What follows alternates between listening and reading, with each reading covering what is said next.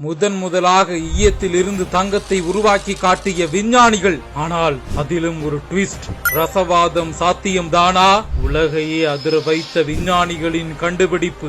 ஈயத்தை தங்கமாக மாற்ற பல ஆண்டு காலமாக வேதியியலாளர்கள் முயன்று வந்திருக்கின்றனர். இதற்கு பெயர்தான் ரசவாதம். ஆனால் இத்தனை ஆண்டுகளாக இது சாத்தியமாகவில்லை. தற்போது இயற்பியலாளர்கள் ஈயத்தில் இருந்து தங்கத்தை எடுத்து காட்டியுள்ளனர். ஐரோப்பிய அணு ஆராய்ச்சி மையம் லார்ஜ் ஹாட்ரான் மோதல் எனும் அமைப்பை உருவாக்கியிருக்கிறது. சுவிட்சர்லாந்து மற்றும் பிரான்ஸ் எல்லையில் இந்த அமைப்பு இருக்கிறது. பூமிக்கு அடியில் புதைக்கப்பட்ட பெரிய பைப்பு தான் இது. இந்த பைப் வழியாக துகள்களை மோத விடுவார்கள். இப்படி செய்வதன் மூலம் புதிய கண்டுபிடிப்புகளை உருவாக்க முடியும். இந்த இடத்தில் இயற்பியலாளர்கள் ஈயத்தின் துகள்களை அதிவேகமாக மோத வைத்திருக்கிறார்கள். ஒரு வினாடிக்கு ஏறத்தாழ 3 லட்சம் கிலோமீட்டர் வேகத்தில் இந்த துகள்களை மோத வைத்திருக்கிறார்கள். இது ஒளியின் வேகமாகும். இப்படி செய்த போதுதான் தங்கம் உருவாகியிருக்கிறது. இப்படி உருவாக்கப்பட்ட தங்கம் மிகவும் குறைவானதாகும். 1 கிராம் ஈய துகள்களை நாம் இப்படி மோதவிட்டால் அதிலிருந்து 29 பைக்கோகிராம் அளவுக்கு தான் தங்கம் கிடைக்கும். 1 கிராமில் 29 டிரில்லியன்களில் ஒரு பங்கு என்பதை தான் பைக்கோகிராம் என்று சொல்கிறோம். இந்த செயல்முறை கொஞ்சம் காஸ்ட்லியும் கூட. இருப்பினும் தங்கத்தை செயற்கையாக உருவாக்க முடியும் என்பது நிரூபிக்கப்பட்டிருக்கிறது. பல 100 ஆண்டுகள் மனித கற்பனையின் வெற்றியாக இது பார்க்கப்படுகிறது.